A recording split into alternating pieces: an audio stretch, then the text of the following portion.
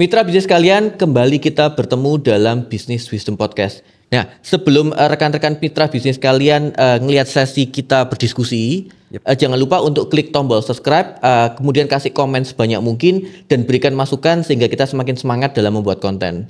Nah, kalau ini sudah bukan tamu kan? Ya, sudah jadi orang in-house. Ya, artinya kita akan lebih banyak diskusi dengan Wilson untuk topik-topik yang menarik, terutama seputar Gen Z. Oke, Wilson, yang pertama gini. Terakhir-terakhir ini saya sering lihat di sosial media, bahkan di YouTube, bahwa generasi muda, terutama kita fokus ke Gen Z gitu kan, mulai kesusahan untuk mencari pekerjaan. Menurut Wilson sendiri gimana? Ya itu betul Pak. Saya juga ngelihat Instagram, YouTube, nonton di mana-mana itu selalu ngomong semakin susah nyari kerjaan, pengangguran semakin tinggi. Mana nih lapangan kerja yang dijanjikan pemerintah? Jadinya saya coba merefleksi ke diri saya sendiri, bersyukur sekarang bisa mendapatkan opportunity ya di Business Wisdom Institute, karena mungkin sejawat saya itu nggak seberuntung atau belum dapat path-nya lah untuk dapat pekerjaan, karena ada yang masih struggle apa ya, masukin CV sana sini, nyari pekerjaan sana sini, nanya-nanya orang tapi ya belum dapat kejelasan sih Pak. Berarti setuju ya kalau topik hari ini kita akan membahas mengenai Gen Z di persimpangan, bonus demografi atau bom waktu. Kalau gini, kalau kita tanya menurut Wilson sendiri bonus demografi itu apa sih seharusnya? Kalau by teori kan itu sebuah momen di mana negara itu yang usia produktifnya itu lebih tinggi daripada non produktif. Jadi kesempatannya negara itu untuk memanfaatkan si usia-usia produktif ini untuk meningkatkan ekonomi, memajukan negara itu semakin tinggi. Nah, itulah kenapa yang dibilang 2045 menuju Indonesia Emas kan ya Pak ya. Karena itu adalah window dari bonus demografinya kita. Menariknya gini, kalau saya cari data ya, kondisi saat ini tuh 70% penduduk Indonesia tuh malah berada di usia produktif. Nah, kalau menurut Wilson dengan kondisi yang ada saat ini merupakan asumsinya bonus demografi karena tanya 70% kan gede banget kan? Atau malah merupakan bom waktu? Nah itu, makanya Pak, kalau saya tahu ya, saya lihat-lihat itu 2045 itu bisa menjadi turning point yang bagus atau yang jelek. Kalau misalkan siap si usia-usia produktifnya ini, ya syukur lah, artinya bonus demografinya itu berjalan dengan baik. Tapi kalau enggak, itu bakal jadi sebuah, katanya itu nggak bakal terulang lagi, itu terulang itu lama banget, dan ini adalah momen rare. Kalau misalkan disia-siakan ya udah, kayaknya Indonesia mungkin untuk lari kenceng ke depan itu susah deh. Kalau kita ngelihat faktanya dengan kondisi yang saat ini, kecenderungannya kemana? Ke bonus demografi atau bom waktu? Mungkin bisa jadi kalau ngomong ini terlalu cepat ngomongnya, tapi kayaknya arah-arahnya ke bom waktu sih Pak. Mungkin kenapa ngomong gini ya Pak? Mungkin saya itu selalu ngacanya itu ke sekitar saya aja lah, atau saya lah. Concernnya gini, fresh graduate itu kan semakin banyak kan ya Pak, yang lulus tiap tahunnya ada berapa ribu dengan jurusan berbeda-beda, tapi kayaknya belum diimbangi dengan kebukanya lapangan kerja yang nggak cuma sekedar dapat kerja, tapi yang promising untuk kedepannya. Bukan cuma low wages pekerjaan, tapi memang bisa mengembangkan mereka, naikin soft skill mereka, hard skill mereka, sehingga mereka upgrade, jadilah SDM yang berkualitas. Kayaknya itu masih rare sih Pak. Bukan semakin tidak tersedia lapangan pekerjaan, tapi lapangan pekerjaannya juga semakin berkurang nggak sih? Berkurang gimana itu Pak? Artinya misalnya gini, kalau di tahun 2023 lapangan pekerjaan yang tersedia mungkin ada 1 juta lowongan. Ini data acak ya. Tapi tiba-tiba tahun 2024 dengan kondisi ekonomi yang semakin tidak stabil, peluang kerja, lowongan pekerja semakin menurun. Setuju nggak Pak? Kalau gitu artinya demand sama supply-nya dari pekerjaan ini nggak seimbang. Demand itu tinggi banget, supply-nya tinggi banget. Bener. Terus kalau kamu sebagai Gen Z sendiri melihat fenomena yang seperti itu, apakah Gen Z ini juga mengalami ketakutan akhirnya menjadi generasi yang tidak memiliki pekerjaan? Jelas Pak, menurut saya kayak gitu. Mungkin saya ngelihatnya gini, setelah lulus biasanya itu orang itu antara tiga lah mungkin ya, ini udah oversimplify. Antara satunya nikah setelah lulus kan ya Pak, lulus kuliah maksudnya. Ada hubungannya dengan nikah ya? Maksudnya ada nikah, langsung nikah ya, mungkin sudah mapan gitu kayak dapat pasangan yang sudah bisa menjamin. Satunya itu lanjut S2, satunya juga itu nyari pekerjaan gitu. Ya beruntung lah ya kalau mungkin S2 masih ada kegiatan dalam tanda kutip ya, atau mungkin bisa investasi ke depan supaya gampang dapat kerjaan. Beruntung juga yang udah nikah gitu kalau sudah mapan. Kalau sudah mapan. Pola pikirnya Gen Z kayak gitu. Kalau misalnya mapan ya enak kan, dia tinggal kayak misalkan pasanganku kaya, misalkan bercanda. Tapi kalau misalkan nyari kerjaan karena memang harus aku nggak punya dana lagi, let's say untuk ngelanjutin studi, harus kerja, terus dengan fenomena sekarang ini yang susah nyari pekerjaan, Kayak kepotong-panting ya. Menurut Bapak nggak gitu Pak? Kayak Gen Z sekarang ini mungkin ada yang setelah lulus itu harapannya kan setelah lulus langsung kerja, tapi ini enggak, harus kayak ada waktu jeda gitu, entah nyari atau apa gitu Pak. Bahkan kalau kita sempat ngelihat berita-berita gitu kan, ketika ada proses lowongan kerja, interviewnya sampai mengular segala macam iya. Padahal mungkin dari 1.000 aplikan yang kepilih cuma 10. Ya, betul, bahkan betul. bisa kurang dari 10. Betul. Nah, ini fenomena yang menurut saya akhirnya mengarahkan bukan menjadi bonus demografi, tapi menjadi bom waktu. Nah, ini menarik, Son. Masa gini, kalau kita cek ya, tingkat pengangguran total menurut data yang kita cari, global itu harusnya di tahun 2024 sekitar 5%. 5%, oke. Menariknya, Indonesia itu lebih rendah. Jadi artinya tingkat pengangguran di global luar sana jauh lebih tinggi dibandingkan Indonesia, walaupun selisihnya kecil, 4,91. Oh, kecil 4,91 dengan 5% kan. Oke. Tapi ketika kita cek ke jumlah pengangguran untuk generasi muda 15 sampai 24 tahun, ternyata kalau di global itu banyaknya 13%, sekitar 65 juta. Tapi untuk Indonesia malah pengangguran di usia 15 sampai 24 tahun itu 16%. Dan ini merupakan data salah satu yang tertinggi di Asia. Menurut Wilson, kok bisa?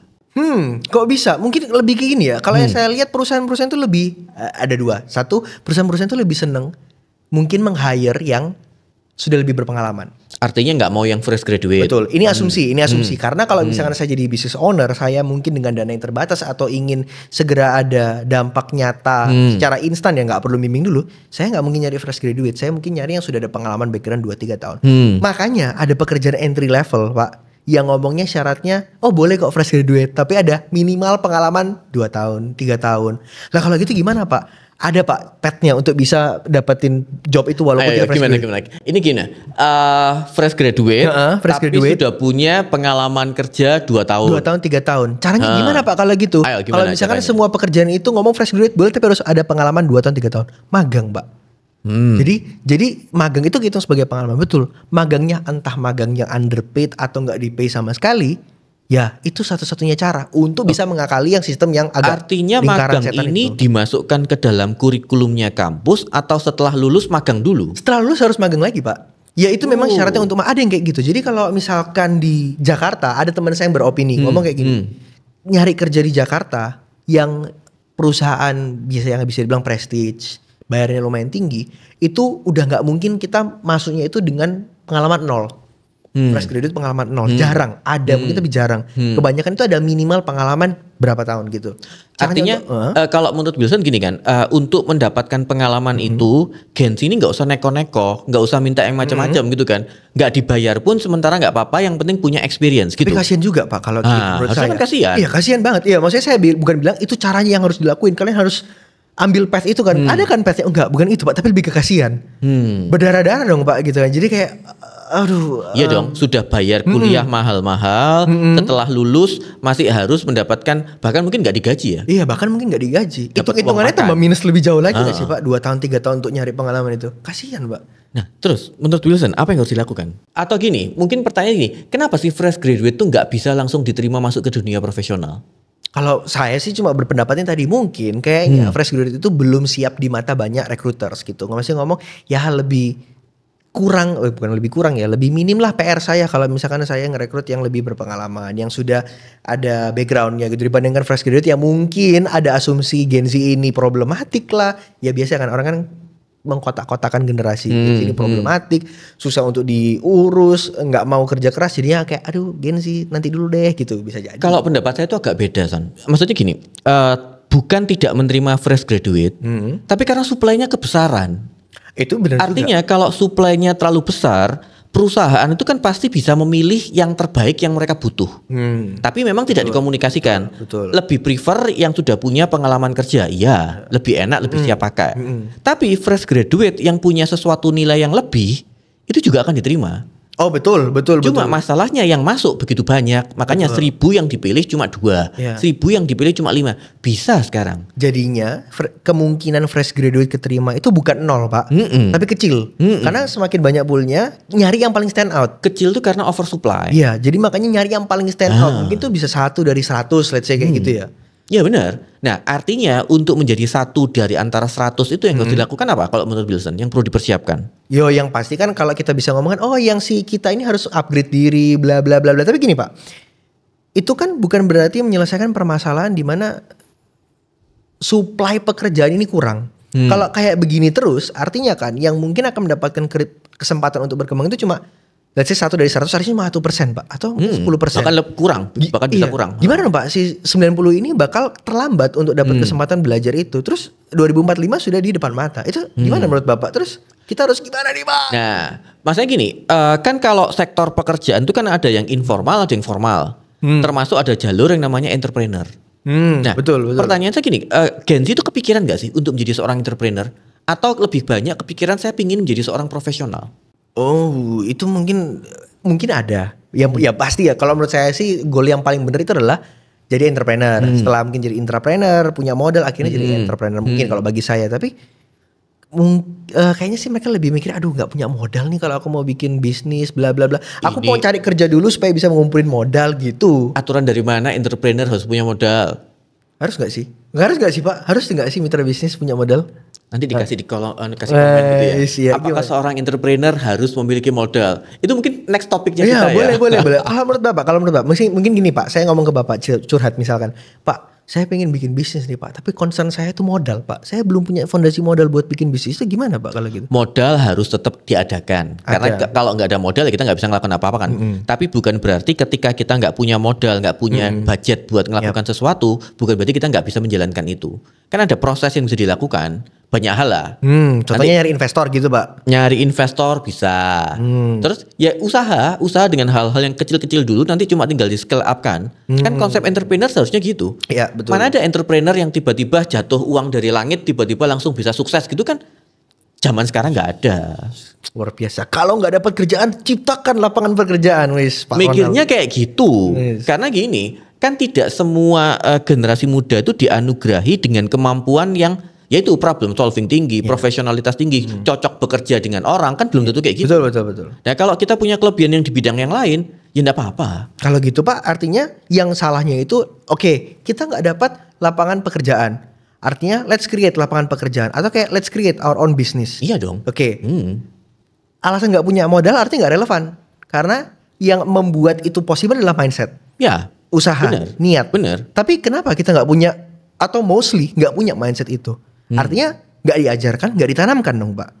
Ya, kalau menurut saya gini, karena pola pendidikan yang dikerjakan saat ini lebih banyak mindsetnya tuh menjadi seorang profesional. Nah, jiwa entrepreneurnya memang harus lebih ditumbuhkan. Nah, entrepreneur itu apa sih seharusnya? Nah, entrepreneur kan sesuatu yang lebih luas dibandingkan hanya membuat suatu usaha. Betul. Mindsetnya artinya. Kalau katanya Pak Ciputra itu mengubah rongsokan menjadi emas. Entrepreneur. Prosesnya. Iya. Harusnya kayak gitu. Artinya kan rongsokan itu kan sesuatu nggak punya nilai awalnya kan. Kalau gitu artinya kalau kita ngelihat rootnya itu salah satu ya, mungkin bukan satu-satunya, tapi adalah pendidikan dong Mbak. Salah satunya lewat jalur pendidikan. Pendidikan ini harus disesuaikan dengan keadaan fenomena yang terjadi supaya bisa agile beradaptasi dong. Ya, konsep pendidikan yang harus mempersiapkan generasi muda itu untuk lebih tahan banting.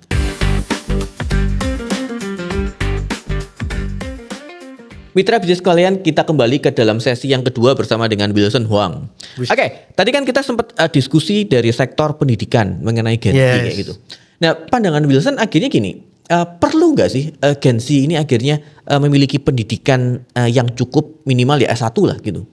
Perlu, tapi kurang kan sekarang cuma S1 doang kan ya. Jadinya S1 itu bukan lagi bare minimum, tapi ya salah satu proses menuju bare minimum. Nanti mau mencapai bare minimum yang harusnya itu mungkin bisa pakai sektor yang formal itu S2 lanjut ya, atau mungkin lanjut lagi, atau mungkin yang informal kursus atau bla bla bla bla. Ya itu mungkin usaha yang bisa dilakuin, tapi kalau misalkan orang-orangnya ini sadar, aware Pak, kalau misalkan butuh itu. Tapi kalau yang nggak aware Pak, gimana Pak? Mungkin kritik saya ya, mungkin mau nanya kayak kenapa ya? Apakah kurikulum kita sekarang ini sudah memfasilitasi kita untuk bisa menghadapi tantangan-tantangan sekarang ini? Ya, kalau menurut saya gini, menariknya adalah kurikulum yang kita build itu saat ini belum mengarah ke problem solving dan critical thinking. Lebih banyak yang dikomunikasikan tuh apa? Harusnya teori. Kalau misalnya gini, kita belajar aja misalnya tentang persamaan hukum Newton misalnya. F sama dengan M kali G misalnya. Iya. Ya udah, kenapa F sama dengan M kali G tidak pernah dijelaskan? Cuma Kenapa dihafalkan? Diterima aja. Nanti apa segala macam kayak. Nah itu pola pikir juga diterapkan di semua sektor pendidikan. Artinya ketika ada sesuatu pola pikir dan si mahasiswa itu siswa itu tidak diciptakan untuk bertanya, untuk berpikir dengan lebih kritis kenapa itu terjadi, kenapa itu bisa, kenapa itu tidak bisa. Akhirnya lulusannya apa? Hanya menerima input. Iya, jadi kayak copy paste doang bisanya dia. Kayak copy paste doang. Akhirnya ketika menghadapi permasalahan, misalnya dunia kerja tiba-tiba dunia profesional nggak bisa nerima, pola pikirnya nggak terbiasa untuk survive. Sorry Pak, mau nanya nih. Bapak kan ini dulunya backgroundnya di dunia pendidikan. Masih sampai sekarang. Oh, sampai sekarang. Sorry ya. Pendidikan formal lah dulu ya. Bisa bilang pendidikan formal. Apakah nggak ada usaha-usaha dari orang-orang yang memang berwenang tentang kurikulum ini untuk Oke, kita sadar nih, sekarang kurikulumnya itu cuma sampai di tahap penghafal. Nggak mau di-upgrade menjadi kayak lebih menganalisa atau mereplika atau apa gitu, nggak ada Pak? Ini pertanyaan berat. Karena gini, seharusnya sudah. Pola pikirnya untuk memperbaiki kurikulum itu juga sudah dilakukan. Bahkan kalau kamu sempat dengar ada yang namanya kurikulum Merdeka Belajar Kampus Merdeka. Ya. Menurut saya konsepnya sangat luar biasa. Tapi ketika itu diimplementasikan di lapangan, apakah bisa terserap 100%? Apakah idenya bisa tercapai? Enggak. Bahkan penolakannya sangat luar biasa. Wow. Tapi artinya apa? Itu kayak apa ya? Sesuatu yang sudah terjadi bertahun-tahun bahkan berpuluh-puluh tahun. Ketika terjadi perubahan, ya harus terjadi perubahan yang masif. Ketika kurikulum itu mau diubah. Tapi saya yakin bahwa banyak institusi pendidikan yang sudah mengarahkan ke sana. Lebih ke arah problem solving, critical thinking dan seterusnya kayak gitu. Tujuannya apa? Untuk menciptakan generasi yang tangguh kan. Kalau kita punya problem solving, kita punya critical thinking, kita punya perilaku attitude yang bagus. Kondisi apapun akan ke-solve. Nggak harus nanti bergantung ke dunia profesional untuk mencari pekerjaan kayak gitu.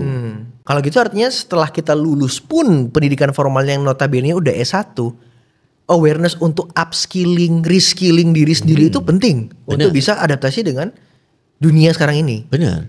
Kalau kamu ingat mengenai konsepnya 70-20-10 yang kamu baru belajar apa kira-kira yang dikerjakan? 70-20-10. Jadi itu konsep pembelajaran di mana sebenarnya pembelajaran itu cuma 10% di training, 20% bersama atasan atau pembimbing, dan 70-nya itu adalah di workplace, di dunia kerja, real di lapangan kan. Real lapangan yang kita lakukan. Artinya prosesnya ketika kamu sudah punya kemampuan untuk belajar dengan menggunakan dirimu sendiri, proses di lapangan itu akan bisa kamu adopsi atau kamu serap dengan lebih cepat. Dunia pendidikan, dunia training segala macam itu kan hanya memberikan fondasi dasar. 10%-nya doang. 10%-nya doang, pola pikirnya doang. Tapi kalau nggak ada 10% itu kamu nggak akan punya fondasi yang kuat. Kelihatannya kalau 70-20-10, 10-nya kecil. Berarti kalau 10-nya diabaikan, boleh-boleh aja. Enggak konsepnya. Tanpa yang 10 itu kamu nggak akan mengalami yang namanya 70. Kenapa? Nah kalau kamu nggak punya fondasi sama sekali, artinya misalnya gini, ketika kita berbicara mengenai pemasaran, marketing misalnya. Terus kamu ketika ditanya, cara menciptakan strategi marketing gimana? Paling basicnya adalah kita berbicara mengenai marketing mix misalnya. Mungkin kamu jalankan, ngerti produknya harus berkualitas. Tapi kamu nggak ngerti bahwa marketing mix itu isinya adalah 4P itu misalnya yang paling sederhana. Nah ketika tidak ada fondasi sama sekali tentang hal itu, akhirnya apa? Orang yang mau bekerja sama, profesional yang mau meng-hire kamu merasa orang ini nggak ada isinya. Padahal seharusnya kamu tahu. Kalau ditanya strategi harga yang paling cocok tuh gimana sih? Bisa ngomong. Tapi nggak ada fondasinya. Nggak ada fondasinya. Kalau misalkan yang 10 training itu adalah fondasi, 20-nya itu kayak jadi pagar dong Pak. Pagar pembatas supaya mengarahkan. Ya. Kita itu jadi jalur ini ya, jangan keluar ya. Ketika kamu sudah punya basicnya segala macam, kamu harus punya orang yang bisa mementoring kamu dan mengcoaching kamu dengan lebih baik. Artinya atasanmu. Tapi kalau kamu bergeraknya nanti di bidang entrepreneur apakah punya atasan? Ya enggak. Tapi harus kamu punya mentor. Mentor yang sudah kamu ajak komunikasi, yang sudah punya pengalaman lebih banyak, yang sudah punya keberhasilan yang lebih baik untuk diajak diskusi. Baru nanti kamu jalankan di real di lapangannya seperti apa. Iya. Kalau menurut Bapak nih, itu kan menjadi salah satu tantangan nih buat Gen Z sekarang ini. Sadar kalau misalkan pendidikan formal atau apa yang kita punya sekarang ini apapun itu deh nggak cukup Pak. Benar. Selain itu tantangannya ada lagi nggak Pak Gen Z ini untuk bisa masuk nih ke dalam dunia kerja yang susah banget masuknya? Banyak banget. Yang pertama gitu gini. Satu, kita harus paham bahwa persaingan dunia kerja sekarang ini semakin ketat. Artinya oversupply sudah terjadi. Artinya kalau kamu nggak punya keunikan, susah. Oke. Kemudian skill yang dimiliki pun tuh kebanyakan masih belum cocok dengan dunia profesional. Artinya apa? Kalau diminta misalnya gini, bisa nggak presentasi? Bisa bagus. Tapi bisa nggak ngedesainnya? Nggak lengkap. Ya. Artinya pendidikan pun harus sekarang basic yang kamu punya itu harus lebih komprehensif. Bukan cuma fokus bahwa oh saya pinternya presentasi tapi yang ini nggak bisa, yang ini nggak bisa. Kalau bisa perlu dipersenjatai. Dipersenjatai maksudnya gini. Tidak harus menjadi yang luar biasa di bidang-bidang lain, tapi kamu punya sesuatu keunggulan yang luar biasa. Tapi yang lain minimal kamu standar, bukan yang jelek di bawah. Nah itu akan membuat akhirnya skillmu cocok dengan kebutuhan profesional. Nah kemudian ini menariknya. Perkembangan teknologi. Oh iya AI itu Pak. Nah, menurut Wilson gimana? Ini ada beberapa statement yang menurut saya itu unik. Saya lupa yang statement dari mana, tapi ada isu ngomong gini. Pekerjaan entry level, pekerjaan yang fresh graduate itu bakal di replace sama AI. Dan itu sempat juga disinggung sama Jack Ma. Ngomong kalau misalnya pekerjaan yang sifatnya repetisi, administrasi yang levelnya simple, data, mengolah data, baca data dasar, itu bakal digantiin sama AI. Makanya dia himbau kita sebagai orang tua, bukan kita sih, saya kan belum jadi orang tua ya. Tapi orang tua di luar sana harus mulai mempersiapkan anaknya dengan critical thinking, innovating, creativity. Jadi yang nggak bisa direplika sama AI. Nah, itu menakutkan banget Pak. Menakutkan. Tapi gini, pola pikirnya jangan hanya sekedar takut dengan kemunculan teknologi bahwa kita akan digantikan. Karena seharusnya apa? Yang menggantikan manusia itu seharusnya bukan AI-nya sih. Tapi adalah manusia-manusia lain yang memahami dan mempergunakan AI itu dalam pekerjaan sehari-harinya mereka. Artinya ya otomasi tetap akan terjadi. Tapi kan otomasi sudah dari dulu terjadi. Hanya karena ada aturan-aturan yang membuat padat karya tetap terjadi. Tapi kan proses itu sudah terjadi dan bisa dilakukan dari dulu. Sekarang cuma ini lebih masif dan lebih aksesibel aja. Sekarang lebih masif. Tapi artinya apa? Ketika sudah munculnya AI yang seperti sangat luar biasa ini, tapi akan muncul pekerjaan-pekerjaan baru. Walaupun pekerjaannya secara jumlahnya lebih minim ya. Tapi kan bukan berarti yang dulunya misalnya gini, butuh 1.000 orang. Sekarang cuma butuh 10 orang. Nah kalau mindsetnya kita lebih ke arah berkembang, ya kita mikirnya apa? Ya harus kita jadi yang 10 gitu kan. Masa kita mau, kalau dulu kita mungkin gini, kalau di peringkat saya adalah peringkat ke-50, tapi yang dibutuhkan cuma 10 orang.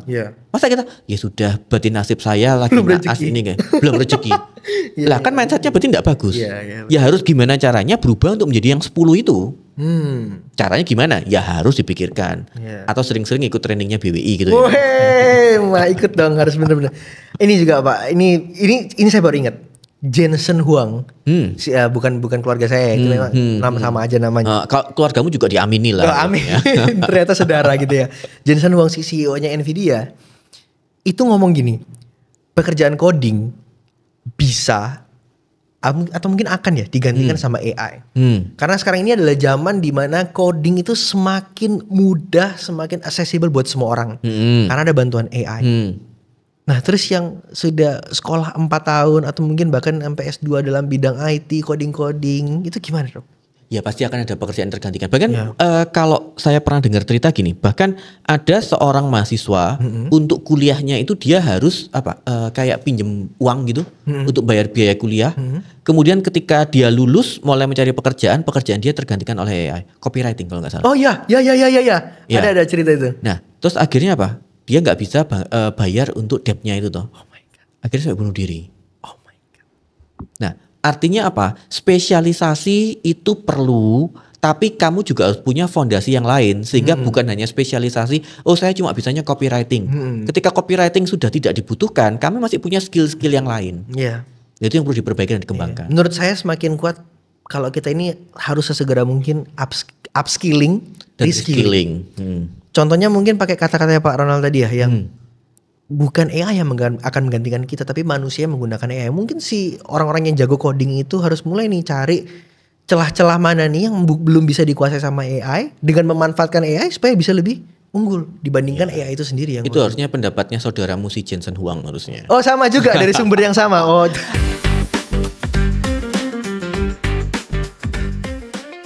Mitra bisnis sekalian, kita kembali dalam sesi yang ketiga, tetap bersama dengan Wilson Huang. Oke, Wilson, tadi kan kita sudah belajar mengenai atau membahas mengenai artificial intelligence, teknologi yang membuat akhirnya generasi muda semakin dalam tanda kutip terpojok gitu kan untuk mencari pekerjaan. Nah, tadi kan Wilson juga sempat bahas mengenai upskilling. Reskilling. Yes. Seharusnya kalau ditanya apa sih? Kok sering muncul upskilling, reskilling, segala macam itu seharusnya apa? Satu cerita nih, Pak. Saya itu bukan hampir setiap hari, memang setiap hari pakai AI. Jadi kalau misalnya saya buka laptop, asisten saya itu ada AI sama Google Doc, Canva, Google Sheets. Kamu punya asisten berarti sekarang? Ya, AI ya harus jadi asisten itu. Nah, satu hal yang menurut saya AI itu jago banget, itu dia bisa memuntahkan ide sebanyak mungkin, serandom mungkin, dia nggak pernah takut salah. Dan idenya juga ada yang bagus, ada yang enggak. Nah, ini dia. Masuk ke kelemahan AI. Menurut saya, salah satu kelemahan AI itu dia itu nggak bisa mengambil keputusan mana yang bagus atau mana yang jelek. Mana yang sesuai sama konteks secara keseluruhan, sama moral, etika atau apa dengan secara holistik itu nggak bisa. Itu harus ada siapa yang memutuskan? Kita. Ya kita. Karena idenya itu bisa jadi bagus banget, Pak, tapi nggak realistis. Bisa jadi juga sebenarnya nggak realistis idenya ini, tapi kita bisa pikir kayak ini bisa direalistisin kalau kita akalin gini. Itu nggak bisa, Pak. Itu yang makanya saya bilang nggak usah takut tergantikan karena konseptornya tetap manusia, judgementnya tetap butuh manusia. Betul. Di bagian akhirnya ide apapun itu ya tetap kita harus memutuskan, dan itu yang paling paham kita. Betul. Karena kan operasional kita yang paling paham. Makanya kalau nanyain apa yang harus di upskilling, reskilling, ya pasti critical thinking itu masih tetap harus diasah. Kreativitas, inovasi, karena di bagian-bagian itu nggak bisa digantiin sama kalau kita ngomongin AI. Dan memang harus berpasangan sama manusia yang kayak si Jensen Huang ngomong gitu sih, Pak. Nah, kalau Wilson melihat juga fenomena tentang jumlah PHK, apa pendapatmu? Kalau misalkan dengar itu sih, kayaknya saya selalu ngambil sisi dari apa yang harus saya lakuin. Apa yang harus saya lakuin adalah selalu upgrade diri. Persaingan semakin ketat, eliminasinya semakin real. Kalau gitu kita harus membuat diri kita menjadi semakin tidak semenggoda itu untuk dieliminasi. Kayak janganlah dieliminasi Wilson karena Wilson bagus atau apa. Bener. Yang pasti itu akan meningkatkan juga persaingannya. Tapi which is it's a good problem, happy problem. Semakin bersaing, semakin upgrade, artinya SDM kita semakin naik. Kalau saya lihatnya dari situ aja sih, Pak. Karena menurut saya angka PHK ini agak mengerikan, Sen. Jadi gini, kalau di tahun 2024 jumlah yang ke PHK itu sekitar hampir 78.000 orang. Iya, Pak. Artinya itu sudah naik sekitar 20% dibandingkan 2023. Iya. Kemudian di tahun 2024, ini kan kemudian itu 2024 ya. 2025 kan berarti baru setengah tahun kan.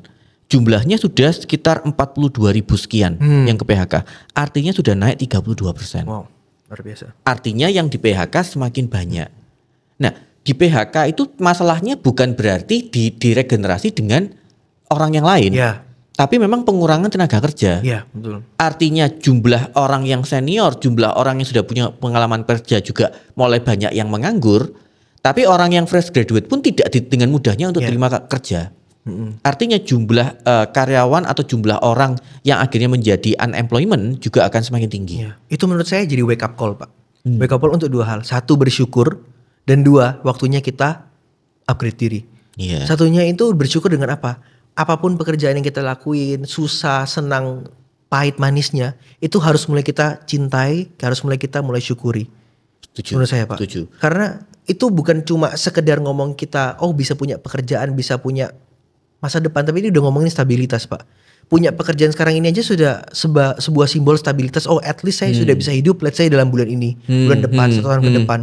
Sedangkan orang yang gak punya, maksudnya belum punya pekerjaan, itu berdarah-darah sekarang nyari kesempatan yang sama. Mungkin kita sekarang ini lagi maki-maki, aduh males banget kerja bla bla bla. Benar. Kalau saya ngomong gini, mitra bisnis gitu kan, terutama buat Gen Z gitu kan, kalau sudah dapat pekerjaan ya dikerjakan semaksimal mungkin. Karena yang mencari posisimu itu sekarang semakin banyak. Yang berjuang untuk memperebutkan posisimu semakin banyak. Benar. Kalau kita tidak berusaha semaksimal mungkin, ya suatu saat kita yang akan tereliminasi.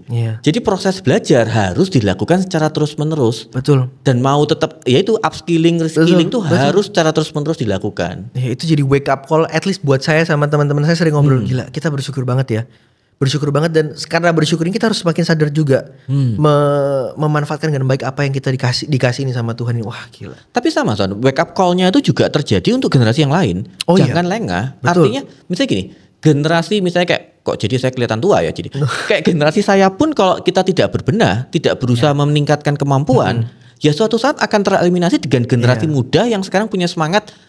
Secara tenaga harus diakui generasi muda akan jauh lebih strong. Betul. Secara kemampuan waktu bekerja juga akan bisa lebih panjang. Nah tapi apa? Kalau kita nggak berusaha untuk punya skill tertentu yang memang menjadi keunggulannya kita, ya suatu saat kita akan tergantikan. Iya. Apalagi kalau misalkan si anak mudanya ini udah pakai AI gitu, punya asisten yang begitu powerful, terus ngelawan mungkin orangnya nggak pakai AI sama sekali. Wah. Benar. Wake up call-nya artinya buat semua, bukan hanya untuk Gen Z. Terus gimana nih Pak? Kita nih sebagai mungkin nggak cuma Gen Z ya, semua orang ini kira-kira apa aja sih Pak yang harus dipersiapkan, atau mungkin kira-kira buat Gen Z prospek kerja apa nih Pak yang meyakinkan, menjanjikan untuk beberapa tahun ke depan nih Pak? Kalau prospek kerja pasti arahnya ke teknologi. Jadi termasuk yang harus dipersiapin juga ranah-ranah teknologi juga. Ranah teknologi yang pasti akan terus berkembang. Artinya yaitu ketika kita punya kemampuan dan kemampuan itu bisa dikorelasikan dengan teknologi, itu akan sangat powerful. Tapi kalau saya juga punya agak sedikit yang berbeda. Ketika kamu punya keunikan misalnya, keunikan itu artinya gini, saya nggak paham teknologi, tapi saya bisa misalnya saya penari gitu kan, tapi saya berusaha menciptakan koreografi saya dengan memanfaatkan teknologi. Kan nggak harus se-expert itu kan. Betul. Tapi artinya apapun pekerjaan yang kita lakukan, bagaimana caranya kita memanfaatkan alat atau teknologi yang ada untuk kemajuan kita itu juga sangat penting. Betul. Menjadi seorang penari bisa menjadi seorang penari yang terkenal. Menjadi seorang atlet pun bisa menjadi seorang atlet yang terkenal. Apapun bidangnya, tapi tetap harus mau belajar untuk bertumbuh dan bertumbuh. Growth mindset-nya harus dikembangkan. Iseng nanya Pak. Tadi kan Bapak ngomong lebih fokus ke belajar yang teknologi. Bukannya karena sekarang ini sudah AI merajalela, skill-skill yang manusia itu bukannya semakin dibutuhkan?